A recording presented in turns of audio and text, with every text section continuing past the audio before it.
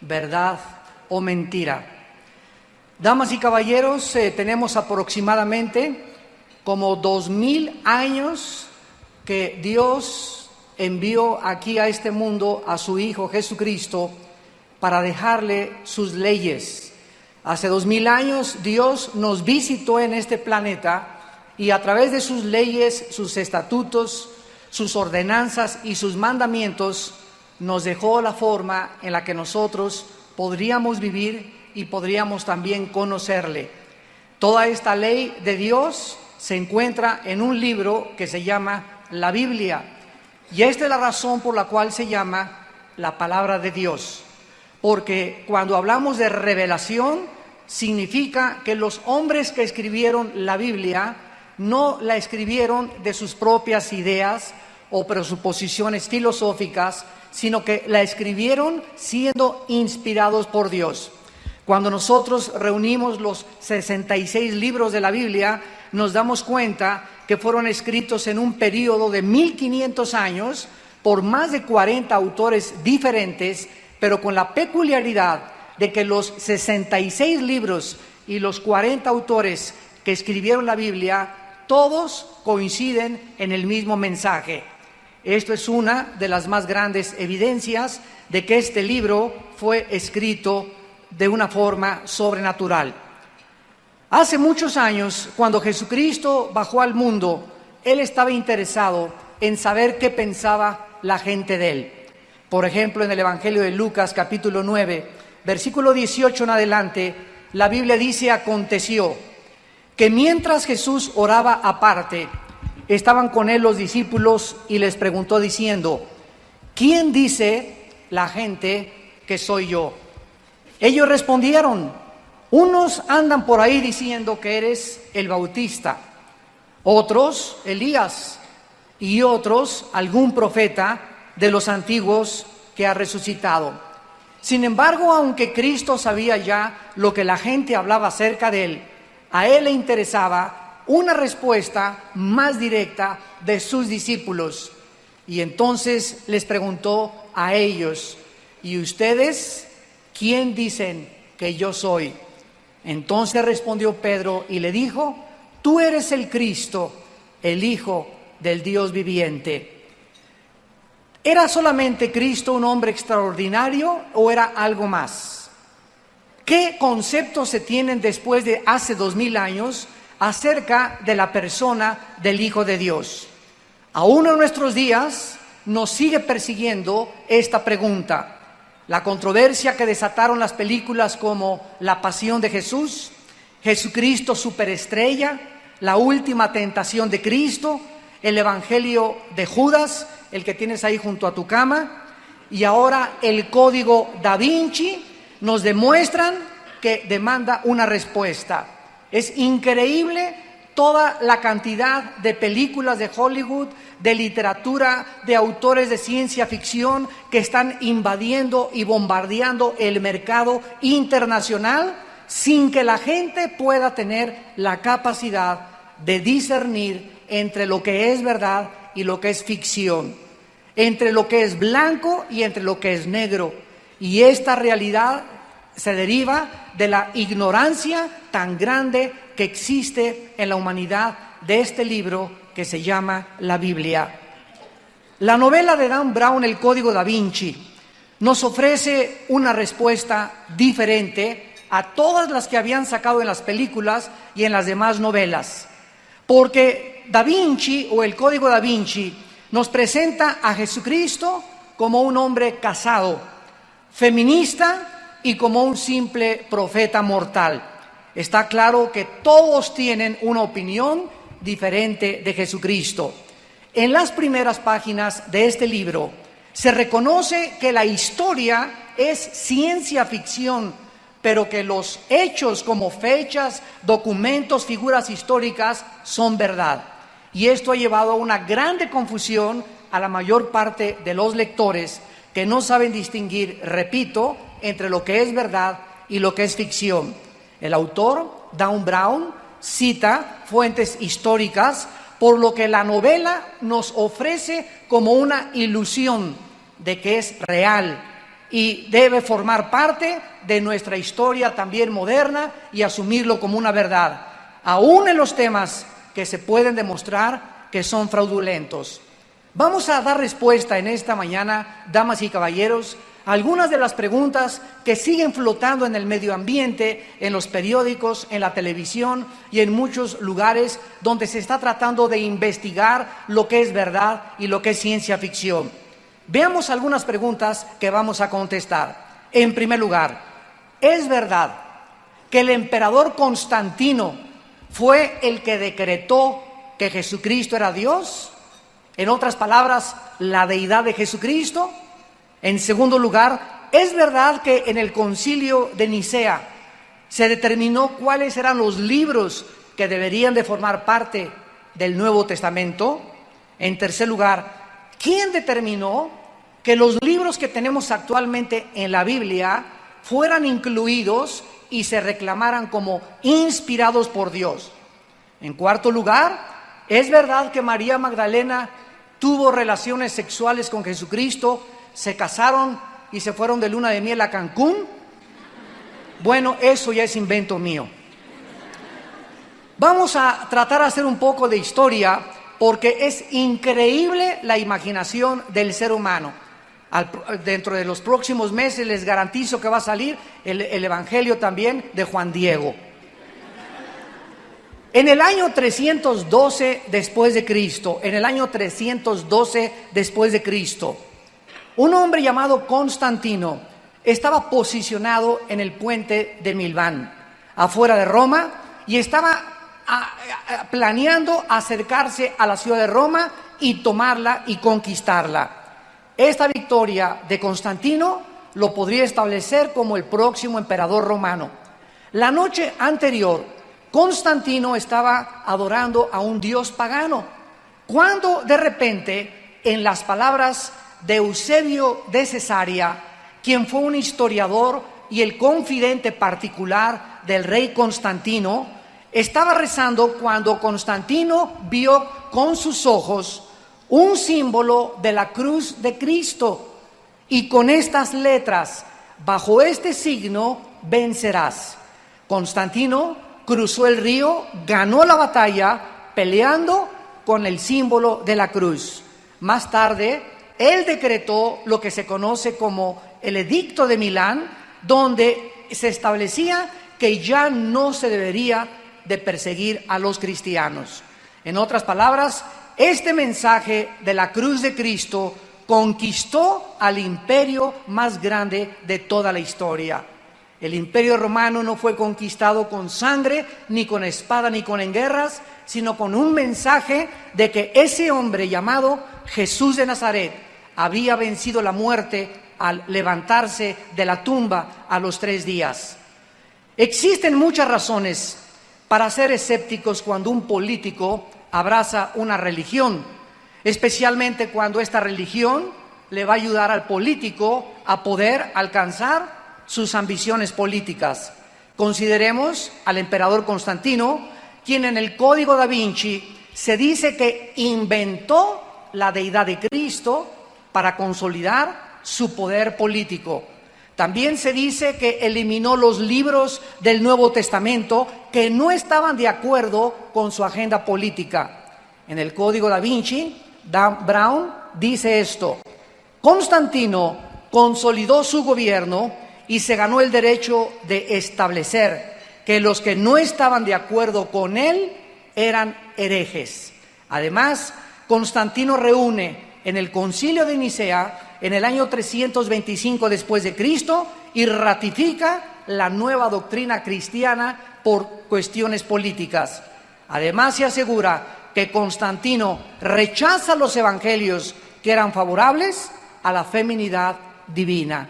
Vamos a ver a continuación que el centro de la discordia y del debate internacional, tanto religioso como filosófico, es el siguiente, damas y caballeros. Si Jesucristo fue un simple hombre mortal como Buda, como Mahatma Gandhi, como el Gurú, como el Dalai Lama, como Hare Krishna, como Zoroastro o como todos los líderes religiosos, o si Jesucristo verdaderamente era Dios en la carne.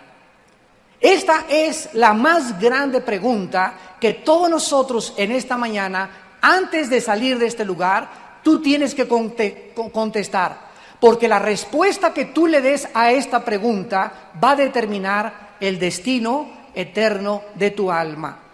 Si Jesucristo fue un simple mortal, como tú y como yo, y como todos los grandes líderes religiosos y los falsos mesías y los falsos profetas que han levantado tantas sectas en el mundo y tantos movimientos religiosos, entonces Cristo forma parte del montón.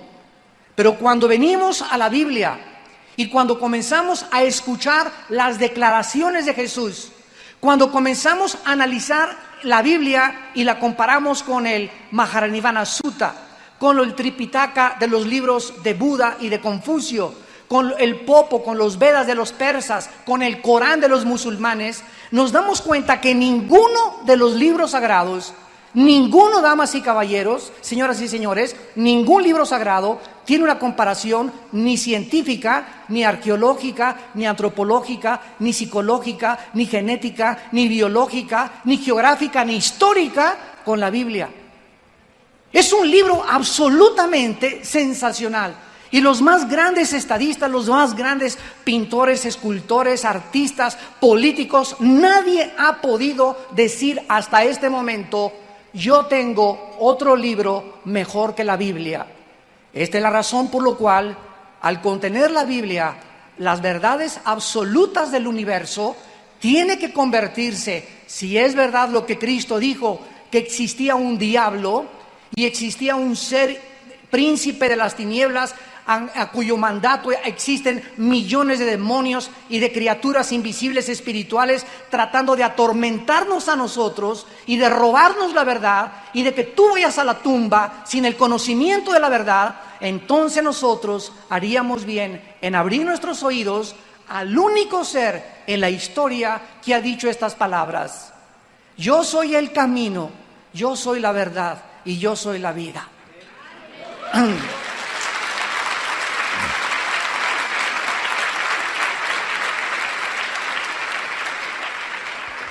Durante los primeros 300 años de la historia cristiana, comenzaron a levantarse los enemigos del cristianismo y comenzaron a tratar de atacar. Vuelvo a repetir, el centro, el núcleo del ataque es la deidad de Jesús.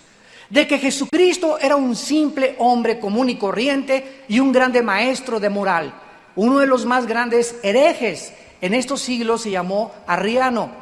Y por causa de este hereje se formó lo que se conoce como el Concilio de Nicea, donde 300 obispos se reúnen en Nicea, Italia, para poder disputar, argumentar y concluir lo que se conoce como la cristología o la doctrina de Cristo. De manera unánime se considera a Arriano un hereje por negar la deidad de Jesucristo. Porque si Jesucristo no es Dios, y si Jesucristo no es verdaderamente ser lo que Él dijo, entonces es imposible que Él pudiera ser el Redentor y el Salvador de la humanidad. La Biblia en Hebreos 7:26 dice estas palabras acerca de Jesucristo: porque tal sumo sacerdote nos convenía, santo, inocente, sin mancha, apartado de los pecadores y hecho más sublime que los cielos. El escritor del libro de los Hebreos considera a Jesucristo sin mancha y totalmente diferente de todos los demás seres humanos. Pedro, en su primera carta, capítulo 2, versículo 22, dice: el cual no hizo pecado, ni se halló engaño en su boca. Si Jesucristo hubiera sido un simple mortal como tú y como yo, no podía en esa cruz abrir sus brazos, porque para que pudiera pagar por tus pecados y por mis pecados, hubiera necesitado primero pagar por los suyos propios y después pagar por los de los demás. Dios no nos podía imputar su justicia si Jesucristo no hubiera cumplido al pie de la letra los 10 mandamientos. Pero es el único ser, de acuerdo a la Biblia, que cumplió la ley de Dios. Y por causa de que Cristo cumple la ley de Dios, ahora Dios nos invita y nos lleva a la cruz. Y en esa cruz Dios en la Biblia nos dice: mi hijo cumplió lo que tú nunca hubieras podido cumplir. Mi hijo hizo lo que tú nunca hubieras podido hacer con tus peregrinaciones, con tus buenas obras. Porque si hubiera sido esto, ¿cuál es la razón de que Cristo muera en la cruz? Si hubiera otro camino para la salvación, como dicen comúnmente, todas las religiones llevan a Dios. Jesucristo es el mentiroso, totalmente psicópata, neurasténico, maníaco depresivo, loco que ha existido en la humanidad. Porque Jesucristo dijo: nadie va al Padre si no es por mí. Si hubiera otro camino a la salvación y Dios nos hubiera dicho: mis chiquilines, pórtense bien, mis nenes, mira, tú sigue esta religión, tú sigue aquella, tú sigue aquella, al cambio que todas las carreteras llevan a Toluca. Y esto no es verdad, no todas las carreteras llevan a Toluca, no todos los caminos llevan a Roma, no todos los aviones llegan al mismo lugar, no todas las religiones llevan a la verdad. La Biblia dice: hay caminos que parecen derechos, pero su fin es camino de muerte. Jesucristo dijo: porque no hay otro nombre dado debajo del cielo a los hombres en quien podamos ser salvados, más que en el nombre de Jesucristo. A continuación nos damos cuenta que la Biblia, en este concilio de Nicea, los 300 obispos que se reunieron, de manera unánime, repito, acordaron de que Jesucristo no solamente era Dios hecho carne, sino que desde que antes de ellos, 3 siglos antes, ya los apóstoles y los padres de la iglesia habían concluido, ninguno tenía dudas de que Jesucristo verdaderamente era el Hijo de Dios.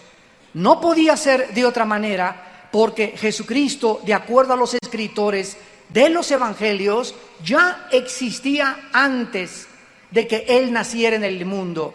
Por ejemplo, en el Evangelio de Juan capítulo 1, versículo 1 en adelante dice: en el principio era el Verbo era con Dios y el Verbo era Dios. Este era en el principio con Dios. Todas las cosas por Él fueron hechas, y sin Él nada de lo que ha sido hecho fue hecho. En Él estaba la vida, y la vida era la luz de los hombres. La Biblia dice que Jesucristo, antes de nacer en el vientre de su madre, la Virgen María, ya había estado junto con el Padre formando la creación, ordenando la creación, dirigiendo la creación, y se le atribuye a Jesucristo, al que murió en una cruz hace 2000 años, la creación del universo y la vida que tú tienes y la vida que yo tengo. Esto nos deja pasmados, asombrados. Cómo el creador del universo bajó a este mundo, se despojó de la corona, del anillo, de sus ropas reales que tenía en el trono con su padre, y baja a este mundo de limosneros, a este basurero en el cual tú y yo vivimos, y camina entre el basurero, entre los limosneros que somos nosotros, se hace semejante a nosotros, toma la forma de un siervo igual a nosotros y muere de muerte, y muerte de cruz. Dios no nos venía más que cualquier otra cosa a enseñarnos, al mandar a su Hijo, que la más grande virtud que un ser humano pueda tener es la humildad. La humildad. Todos por naturaleza creemos: mi chilaquiles vieja, aquí la cena, mis zapatos chamacos, híncate, reconózcanme. Vemos que los hombres toman el poder y se enferman con el poder, se transforman con el poder, se transforman con el dinero, le dan a alguien autoridad o una charola de policía y se le cambia la personalidad, y solo queremos agredir, queremos mostrar nuestra hostilidad, nuestra frustración, nuestra amargura. tratando a los seres humanos de convertirlos en esclavos. Siglos de esclavitud nos muestran que el ser humano demanda que se le sirva a él. Y Cristo viene a este mundo y les dice a los discípulos: yo no vengo a que ustedes me sirvan, yo vengo a servirlos a ustedes. Y por favor, siéntense que les voy a lavar los pies. Nadie puede negar ni psicológicamente que Jesucristo era un personaje patológico, o que estaba enfermo, o que tenía alguna desviación mental, porque las características de Jesús, la vida de Jesús, el control que tenía de su vida, la paz que irradiaba, la seguridad de sus palabras, la forma como vivió, los milagros que realizó, no nos dejan a nadie concluir que era un simple hombre. En el Código Da Vinci se dice que la doctrina de Cristo fue aprobada por una votación muy cerrada. Esto también es pura ficción, porque de los 300 obispos en el Concilio de Nicea, solo 5 votaron en contra. Así que 295 obispos aprobaron y coincidieron en que Jesucristo era Dios. Pero ¿realmente Constantino inventó esta deidad de Cristo? ¿Qué acaso antes de este concilio se consideraba que Jesucristo era un hombre ordinario? No existe ni un pedacito de evidencia histórica para esta barbaridad herética. La doctrina de la deidad de Jesucristo fue mantenida por la iglesia primitiva siglos antes del concilio de Nicea, como por ejemplo Policarpo de Esmirna, que fue un apóstol directo del apóstol Juan. Justino Mártir en el año 150 después de Cristo, el obispo de Lyons, Irineo, en el año 160 después de Cristo, y Tertuliano en el año 200 después de Jesucristo. No es de sorprenderse, pues, que el Nuevo Testamento establezca como herejes a las personas que niegan que Jesucristo vino en la carne. En Primera de Juan 4, versículo 1 y 2, el apóstol Juan escribe: cualquiera que niegue que Jesucristo vino en carne, este es el espíritu del anticristo. Este es el espíritu del anticristo. Las personas que quieren atacar y colocar a Cristo junto a Buda, junto al Dalai Lama, junto a Moisés, junto a los gurús, etcétera, etcétera. ¿Por qué? Porque para el ser humano cualquier persona nos puede salvar. ¿De dónde nacieron todas estas controversias y herejías en contra del cristianismo? El evangelio de Judas, el evangelio de los gnósticos, el evangelio de Felipe, el evangelio de Tomás, el evangelio de María Magdalena, que cita el Código Da Vinci. Muy bien, en el año 1945, un campesino en Egipto, cerca de unas cuevas en Nag Hammadi, estaba escapando para sacar fertilizantes y descubrió una jarra de color rojizo con papiros de piel en un lenguaje cóptico. Las fechas que datan estos papiros son del año 450-500 después de Cristo. Se tradujeron estos papiros al inglés y la Sociedad Geográfica Nacional, el National Geographic Society, pagó $1 millón por tener el derecho de publicar en la televisión y de tener como autoría todas aquellas cosas que pertenecían a estos escritos. Se tradujeron y se convirtieron en lo que se conoce la Biblia gnóstica, donde se enseña que el hombre debe encontrar su propio camino a la salvación, que todos los caminos, si tú te portas bien, y todas las religiones te llevan a Dios, y que el problema no es el pecado, sino la necesidad del autoconocimiento. La palabra gnóstico viene del griego gnosis, que significa conocimiento, y en la Biblia se tradujo ciencia. Y esta filosofía enseña que existe un conocimiento escondido que es reservado solo para los iluminados y reservado en los grandes secretos del arcano para los masones y para otros grupos esotéricos filosóficos. Sin embargo, esta iluminación no proviene de la Biblia, ni de Cristo, ni de Dios, sino de arcanos superiores. Es increíble que el gnosticismo, que enseña que la necesidad no es el perdón de pecados, sino la iluminación interior, nieguen también la resurrección de Jesucristo, que un sustituto murió por él. Y de ahí nacieron los evangelios, repito, de Pedro, de María, de Felipe, de Tomás y el evangelio de los egipcios. Los apóstoles de Jesucristo, como el apóstol Pablo, en la segunda carta a los Corintios, capítulo 11, comenzaron en el tiempo de Nerón a alertar a la cristiandad acerca del surgimiento de personas que comenzarían a atacar la verdad y la deidad de Jesús. Dice 2 Corintios 11, versículos del 13 al 15, porque estos, escribe el apóstol Pablo, son falsos apóstoles, obreros fraudulentos, que se disfrazan como apóstoles de Cristo. Y no es maravilla, porque el mismo Satanás se disfraza como ángel de luz. Así que no es extraño si también sus ministros se disfrazan como ministros de justicia, cuyo fin será conforme a sus obras. ¿Cuántos falsos profetas han conocido ustedes a través de los periódicos en el último siglo? Por ejemplo, en 1900, para no ir tan lejos, 1970, se levanta un hombre llamado Jim Jones y comienza a decir que él es Dios. Lo comienza a seguir la gente, se los lleva a una de las Guyanas, a Latinoamérica, y los envenena a todos cuando senadores norteamericanos mandan a investigar esta secta. Otro hombre llamado David Koresh, en Waco, Texas, se encierra en un castillo que construyeron, se arman diciéndoles que venía el fin del mundo y la guerra del Armagedón, y comienzan a enseñar lo mismo, que Él es Dios. Buda, damas y caballeros, si ustedes son budistas, con todo el respeto que se merecen, Buda nunca dijo que creía en Dios. El budismo es de las pocas religiones ateas.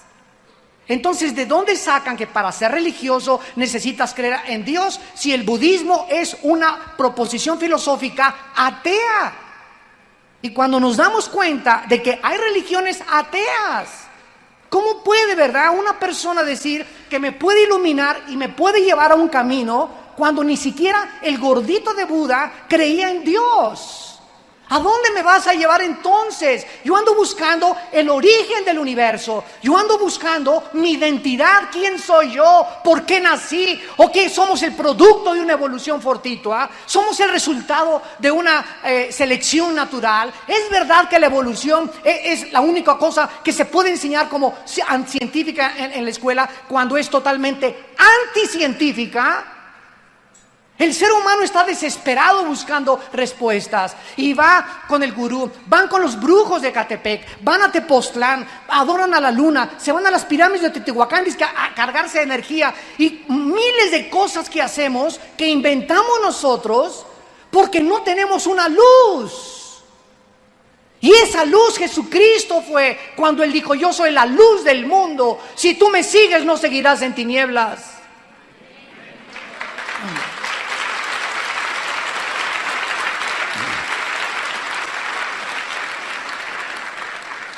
Teniendo tan cerca la verdad, damas y caballeros, estamos perdidos en un desierto de incertidumbre y de confusión.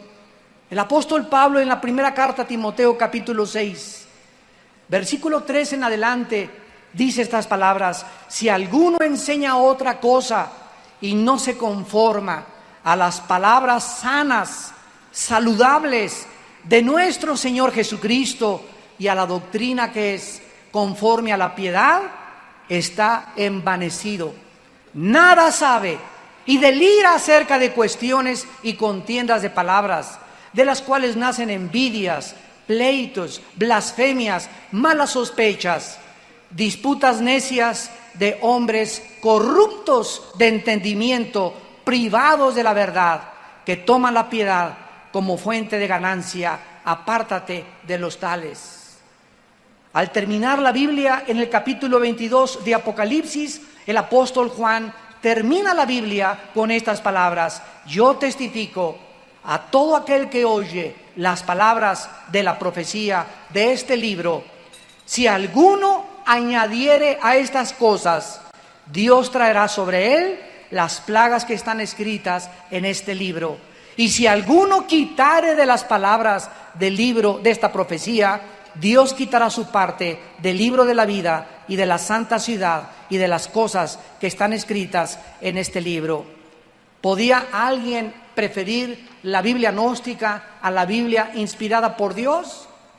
¿Cómo es posible que el ser humano, damas y caballeros, psicólogos y sociólogos que nos acompañan, cómo pueden ustedes definir este fenómeno, este dilema religioso del ser humano, que es más fácil que el ser humano siga a Buda, siga al Dalai Lama, se hinque ante a un ser humano, le rinda culto a unas pirámides, le rinda culto al sol, crea que del universo vienen los ovnis a salvarnos?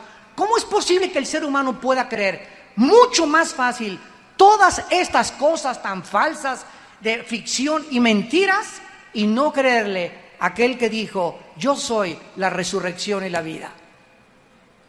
¿Cómo es posible que la Biblia siga siendo atacada? Y los maestros, yo continuamente tengo controversias en las preparatorias, en las universidades, y siempre me encuentro que los maestros graduados con maestrías, etcétera, etcétera, me dicen: la Biblia es un libro inventado por los hombres. Y siempre les contesto: ¿ya la leyó usted? ¿En qué basa usted esa conversación? Me lo dijo a mi compadre, me contesta. Y a su compadre, ¿quién se lo dijo? Y los estudiantes están en la misma situación. Y no tenemos nosotros la diligencia de venir por nosotros mismos, hincarnos algún día. Si tú en esta mañana no quieres recibir a Cristo, yo te invito a que llegues hoy en la noche a tu casa y te hinques y le digas: oh Dios, yo no estoy confundido, yo no sé realmente dónde está la bolita, pero quiero decirte algo, Dios, yo sé que me escuchas. Si tu Hijo Jesucristo es el camino, la verdad y la vida, si Él murió en esa cruz para pagar por mis pecados, Señor Jesucristo, te invito a mi vida.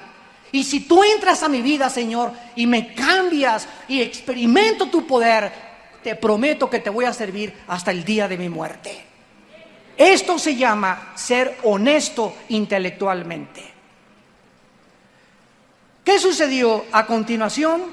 Bueno, Leonardo da Vinci, un grande pintor, hijo ilegítimo, y de acuerdo al diario de su abuelo, nació el 15 de abril de 1452 en una aldea llamada Vinci, a 32 kilómetros al oeste de Florencia.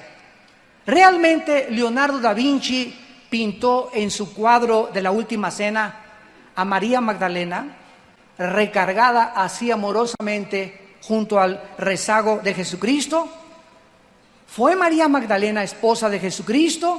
Vamos a contestar estas preguntas a continuación, porque son otras mentiras también del libro y de la obra El Código da Vinci. Leonardo fue traído a Florencia siendo un mozo muy joven y se convirtió en un aprendiz de un pintor muy famoso. Más tarde, Leonardo comenzó a pensar que él no era apreciado en sus capacidades de pintura y apeló al duque de Milán llamado Ludovico para que le pudiera alquilar como pintor a su servicio. Ludovico lo aceptó y Leonardo pasó en Milán 20 años de su vida. En el año 1495, Ludovico, el duque de Milán, comisiona a Leonardo para que pinte el cuadro de la Última Cena para un monasterio dominico en la ciudad de Santa María de la Gracia. Pero realmente se encontraba cuando pintó Leonardo da Vinci a María Magdalena recargada al regazo de Jesucristo. Y para nosotros saber la verdad, lo único que tenemos que saber es lo siguiente: ¿de dónde se inspiró Leonardo da Vinci para pintar el cuadro de la Última Cena? Vayamos al Evangelio de Juan, que fue el que leyó Leonardo da Vinci, y veamos de qué forma todos los evangelios, principalmente este que vamos a leer, nos describen quién se encontraba con Jesucristo en la Última Cena. Dice el Evangelio de Juan capítulo 13, versículos 21 en adelante. Habiendo dicho esto, Jesús se conmovió en espíritu y declaró y dijo: de cierto os digo que uno de vosotros me va a entregar. Entonces los discípulos se miraban unos a otros, dudando de quién hablaba. Y uno de sus discípulos, al cual Jesús amaba, estaba recostado al lado de Jesús. Y todos sabemos que este discípulo amado era el apóstol del amor, el apóstol San Juan. A este hizo señas Simón Pedro para que le preguntara quién era aquel de quien hablaba. Él entonces, recostado en el pecho de Jesús, le dijo: Señor, ¿quién es? Respondió Jesús: a quien yo diere el pan mojado, aquel es. Y mojando el pan, lo dio a Judas Iscariote, hijo de Simón. Vemos que la Biblia nos dice claramente que en la última cena no había una sola mujer. ¿Por qué? No era porque Cristo las haya excluido o las haya minimizado, todo lo contrario. Las mujeres fueron las que estuvieron con Cristo en el último día cuando Él colgaba en la cruz. Su madre, la Santa Virgen María, y María Magdalena y otras mujeres. A las primeras a quienes se les apareció fueron a mujeres también. Y la Biblia nos muestra el grande honor, el grande respeto y la grande honra que las mujeres deben de merecer de parte de nosotros los hombres. Porque cualquier hombre que me escuche, vivimos gracias a que una madre y mi madre nos trajeron a este mundo.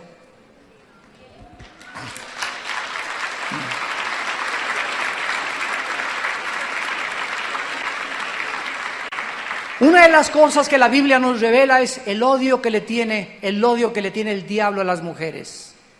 Y esta es la razón por la cual en la mayor parte de los países en el Medio Oriente, en Latinoamérica y en otras naciones, a la mujer se le veja, se le sobaja, se le margina, se le desprecia. Y el hombre, principalmente en Latinoamérica, cree que porque es nieto y descendiente de Zapata y porque su compadre fue Pancho Villa, la señora está para hacerme los frijoles y yo puedo engañarla, yo puedo tener un amante, yo puedo irme con quiera, pero ella no puede. Nosotros sí podemos, pero ellas no pueden. Además, usted está para servir y para lavarme los calcetines y para darme de comer. Y comenzamos a creer que somos superiores a las mujeres y estamos viviendo una época como la de los talibanes allá en Afganistán, donde las ponían en una plaza de toros como plaza de toros y las vejaban, les cortaban con navajas Gillette los labios y la lengua porque se habían descubierto la cabeza, porque las encontraron trabajando, porque no estaban vestidas de arriba hasta abajo, porque no traían las burcas completamente cubriéndoles sus rostros. Y esto ya tiene que detenerse. En las iglesias, en las naciones, tenemos que entender que mientras la mujer no se le asigne el papel que Jesucristo les dio, los hombres seremos maldecidos. Porque la grandeza de una nación está en los matrimonios. Y cuando una familia se desmorona, el ser humano pierde la visión. Y atribuimos el problema a los pobres. No, si nosotros levantamos a los pobres y a los ricos los bajamos, esto es la raíz del comunismo. Marx se equivocó con eso, señores filósofos y políticos. No es la solución bajar a la clase alta y a la burguesía y al proletariado que suba. Cuando el proletariado sube, hacen lo mismo que hicieron antes. Y tenemos el ejemplo de Cuba. Tenemos el ejemplo de Rusia, donde no funcionó. ¿Por qué? Porque el problema no es el comunismo, la clase sociales, la clase trabajadora, la pobreza. El problema somos nosotros y las familias. Los grandes imperios de la historia, damas y caballeros, no cayeron porque tuvieron una educación defectuosa, una política económica defectuosa, o porque las clases capitalistas comenzaron a gobernar a las clases inferiores. No es ese el problema, sucumbieron por la inmoralidad. Egipto, los sumerios, los babilonios, los medos persas, los griegos, los romanos, Estados Unidos, Sodoma y Gomorra; Europa, Sodoma y Gomorra. Vemos en México desfiles ahora actualmente de gays y movimientos lésbicos demandando derechos. ¿Por qué tienes derechos cuando sales encuerado a la calle? Tú estás afectando a mis hijos y mi familia al salir encuerado y protestar en la calle. ¿Quién eres para violentar mis terceros derechos que yo tengo como ciudadano al demandar tus derechos de un estilo libre sexual? Pero ya no sabemos cómo contestar. Estamos en Sodoma y Gomorra y los seres humanos estamos completamente relajados, creyendo que una libertad democrática se puede hacer lo que se nos da la gana. Esto se llama anarquía y degeneración y depravación moral. Y por esto, dice la Biblia, vienen los juicios de Dios sobre México y el mundo entero. Porque hemos traspasado sus leyes. Hemos creído que todo mundo tiene derechos. Al ratito, vamos a darle derechos. Quiere vivir con 4 mujeres, tiene el derecho de hacerlo.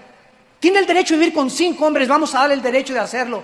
Quiere vivir con una mujer con mujer y adoptar un niño. Cuando se destruye el fundamento de la familia, que es el diseño de Dios para la sobrevivencia de una sociedad, hemos llegado a Sodoma y Gomorra.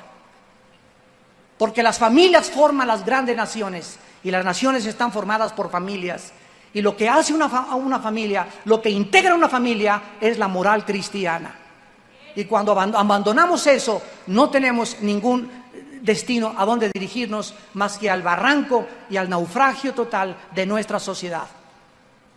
Leonardo da Vinci se inspira en la Biblia y lo que dice el Código da Vinci es absolutamente falso. ¿Quién era María? Dice la Biblia que María, en el capítulo 20 de Juan, fue una mujer y la primer testigo de su resurrección. Juan capítulo 20. Y dice la Biblia que no solamente fue el primer testigo de su resurrección, sino que María también fue la primera que dio testimonio que Jesús había resucitado. El primer día de la semana, María Magdalena fue de mañana, siendo aún oscuro, al sepulcro y vio quitada la piedra del sepulcro. Corrió y fue a Simón Pedro y al otro discípulo, al que amaba Jesús, y le dijo: se han llevado del sepulcro al Señor y no sabemos dónde le han puesto. Escuchen, nunca dijo: se han llevado a mi esposo.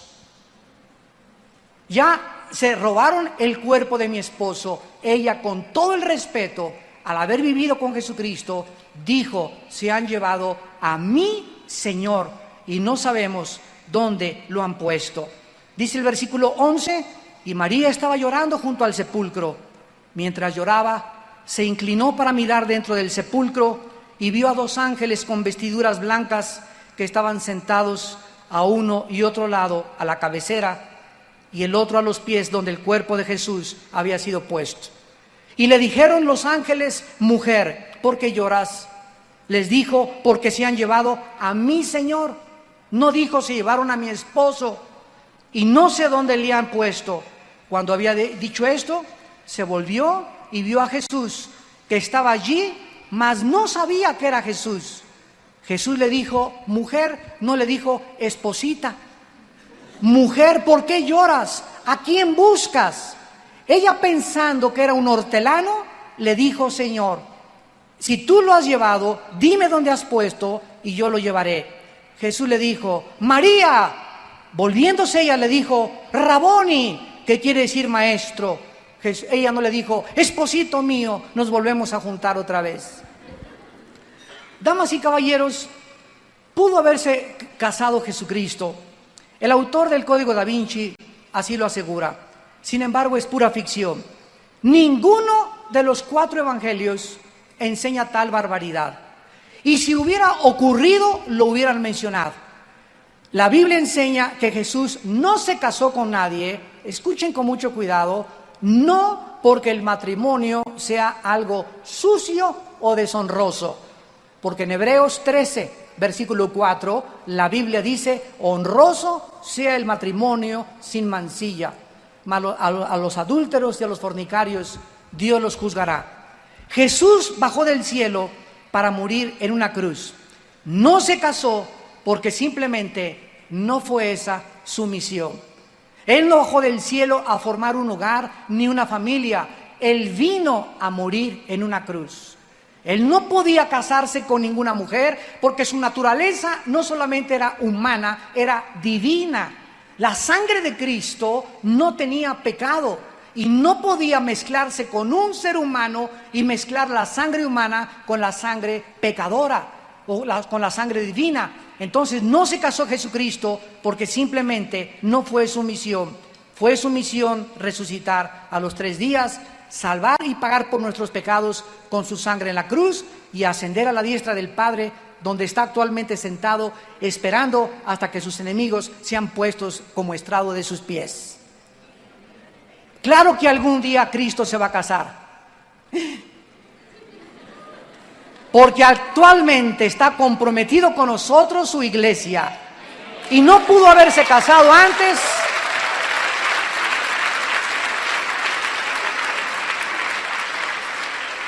Cristo no pudo haberse casado antes sabiendo que su matrimonio va a ser en el cielo. Dice Apocalipsis capítulo 19, versículos del 5 al 9. Y salió del trono una voz que decía: alaben a nuestro Dios todos sus siervos y los que le temen, pequeños y grandes.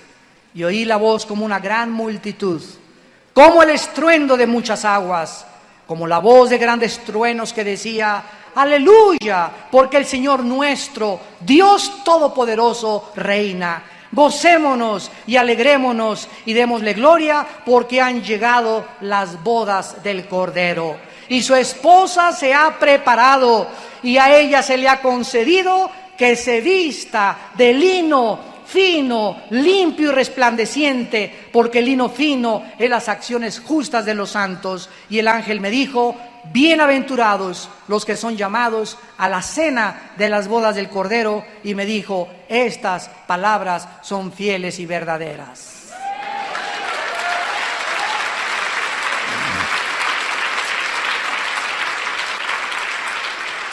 En este día, María Magdalena va a estar como con nosotros, invitados a las bodas del Cordero, donde el matrimonio se consumará, no en una unión física, sino en una unión bendita, íntima, de compañerismo inimaginable, espiritual.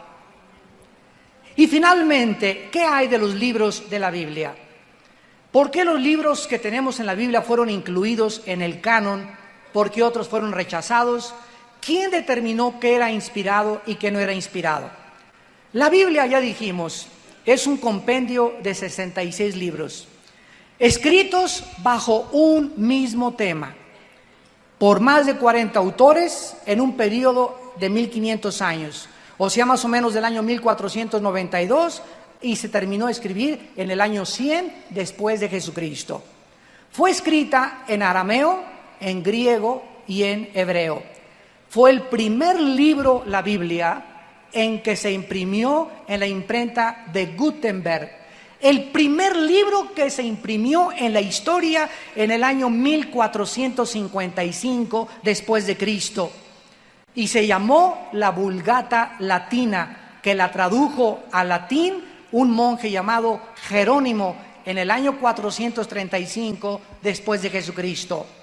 En 1986, la Biblia se había traducido a 1848 lenguajes, de los 5445 lenguajes y dialectos que aproximadamente existen en el mundo. Actualmente hay más de 13,000 copias manuscritas del Nuevo Testamento antes de que saliera el Evangelio de Judas y el Evangelio que va a salir de Juan Diego también. 8,000 manuscritos de la Vulgata Latina y 13,000 versiones y 4,000 en griego, versiones primitivas. Existen más versiones primitivas de la Biblia que del libro La Ilíada y la Odisea y de cualquier otro volumen que exista en la humanidad.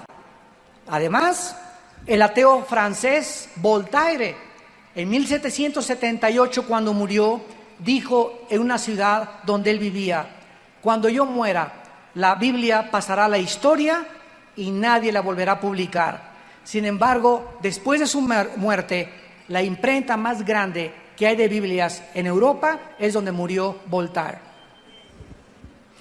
Jesús dijo: los cielos y la tierra pasarán, pero mis palabras permanecerán. Y seguirá siendo atacada como dijo tu padrino don Teofilito.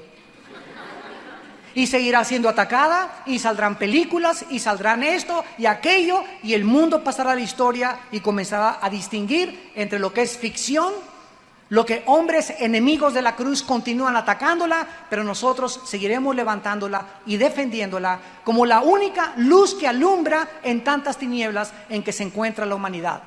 Haríamos bien en estar atentos como una antorcha que alumbra a este libro hasta que el lucero de la mañana amanezca en todos vuestros corazones. Y finalmente vemos nosotros que la autoridad de la Biblia la observamos en los escritores. ¿Qué era lo que tenía que definirse para que fuera aceptada dentro del canon del Nuevo Testamento? Dos cosas importantes. En primer lugar, la apostolicidad. En otras palabras, los libros que se aceptaron como inspirados por Dios son los que los apóstoles escribieron. Los hombres que caminaron, escucharon, vieron y tocaron y vieron resucitado a Jesucristo, el Hijo de Dios. Por ejemplo, en el Evangelio de Lucas, capítulo 1, el doctor Lucas, que no fue un apóstol, pero fue discípulo de Pablo y viajó con Pablo en sus viajes misioneros, escribe en los primeros versículos: puesto que ya muchos han tratado de poner en orden la historia de las cosas que entre nosotros han sido ciertísimas, tal como nos lo enseñaron los que desde el principio lo vieron con sus ojos y fueron ministros de la palabra. Así que para que un libro pudiera ser aceptado como el canon, forzosamente tenía que haber sido autenticado, totalmente verificado por los apóstoles que siguieron a Jesucristo. Y en segundo lugar, la conformidad a las doctrinas de Jesucristo. Esto significa que cualquier libro que saliera que no estuviera de acuerdo con lo que los apóstoles Pedro, Juan, Santiago, Pablo, etcétera, etcétera, habían escrito, no se podía considerar como inspirado por Dios. Entonces es lógico que el Evangelio de Judas, el Evangelio de Tomás, el Evangelio de Felipe hayan nacido o surgido 300, 400 años después de Cristo, cuando los enemigos del cristianismo comenzaron a escribir y a enterrar. Nadie niega que sean auténticos, nadie niega que sean antiguos. Lo que se niega, por ejemplo, en el Evangelio de Judas es que ni siquiera Judas lo escribió. Ahí está el Evangelio de Judas y no aparece ningún versículo donde diga: yo Judas dije esto. Alguien enemigo de Cristo escribió este Evangelio y comenzó a decir que que Judas no era el traidor, que se puso de acuerdo con Jesucristo y que comió chorizo en Toluca. Es increíble la imaginación humana.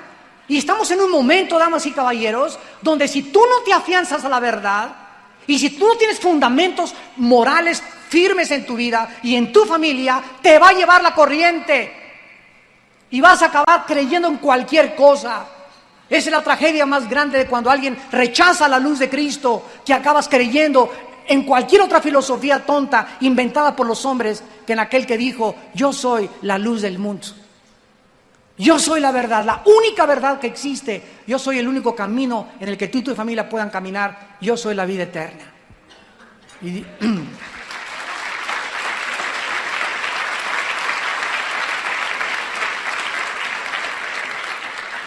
Yo los invito en esta mañana, no a una religión. Yo los invito a todos ustedes en esta mañana a que vengan a una cruz, a la cruz de Jesús. Que vengas con tu familia, que vengas tú particularmente. Tú me puedes decir: es que usted no sabe, mire, ahorita yo estoy en la política y si no estoy en la política no voy a poder robar. Y si no robo no voy a poder tener ese departamento y esa casa y yo quiero éxito y quiero poder. ¿Sabes una cosa?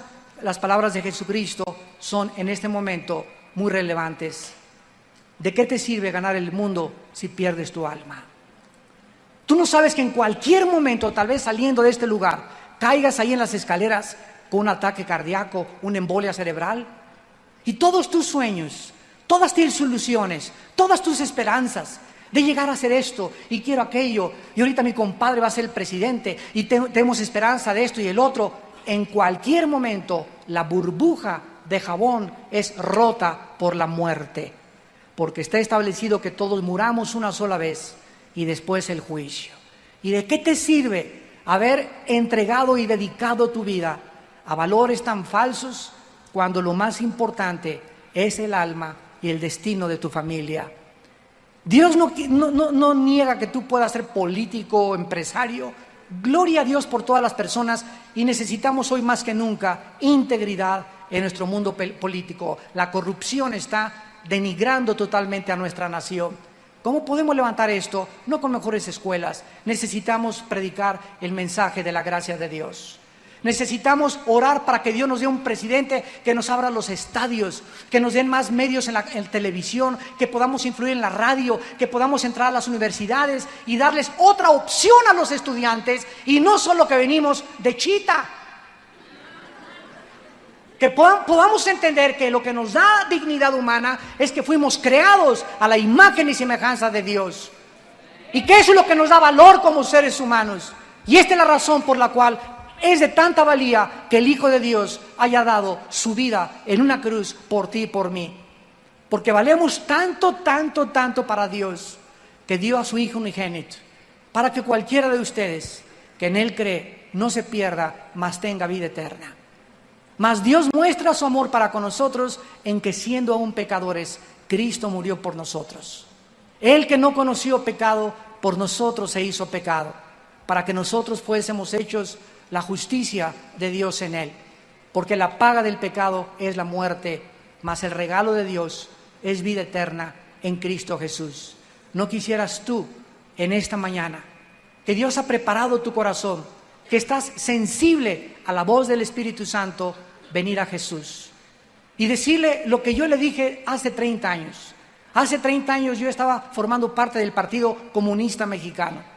Yo era un convencido de una revolución violenta y de bajar a los dictadores y bajar a este gobierno y que el pueblo tomara el poder. Y estaba involucrado en la dialéctica materialista, era ateo totalmente, renuncié a mis valores que mis padres me dieron de nuestra religión, equivocados, pero me dieron valores, porque estaba harto de la hipocresía de la sociedad como lo están los jóvenes.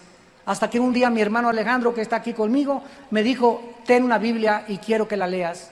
Y quiero que seas sincero y comienza a leer el Evangelio de Juan. Y cuando llegué a Juan 14, mi vida estaba deshecha, vacío. Yo era revolucionario, el 68, Tlatelolco, levantémonos, por aquí, por allá, nos golpearon, nos llevaron a la cárcel por nuestras ideologías, etcétera, etcétera. Leí Juan que decía: yo soy el camino, la verdad y la vida. Y en ese momento vino a mí la foto del Che Guevara que tenía arriba de mi cama. Un póster gigantesco, Fidel Castro, Nikolai Lenin, Adolfo Hitler, la signa suástica y todas las mentiras y el veneno de estos líderes demoníacos que han hecho con la humanidad.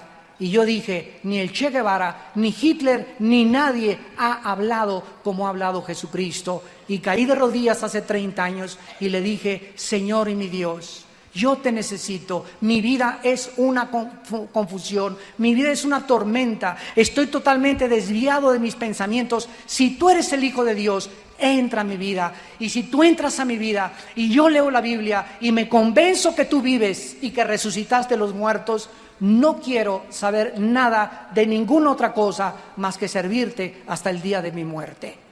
Y Jesucristo lo hizo. Y Dios me levantó para predicar su palabra y decirles a ustedes: lo mismo lo quiere hacer con tu vida. Y quiere transformar radicalmente tu vida, tu matrimonio y la vida de tu familia. Pero tú tienes que darle esta oportunidad, no a una religión, sino a Jesucristo, el Hijo de Dios. Y lo puedes hacer en este momento diciéndole estas palabras: te pido que inclines tu cabeza. Ahí desde tu lugar, con tu rostro inclinado, con toda la honestidad e integridad de tu alma, ya no luches contra Dios. Vengo a anunciarte a un hombre, no a un sistema, no dogmas, no reglas. Vengo a anunciarte a un hombre que se llama Jesús, que dio su vida por ti en una cruz y que tú no le conoces.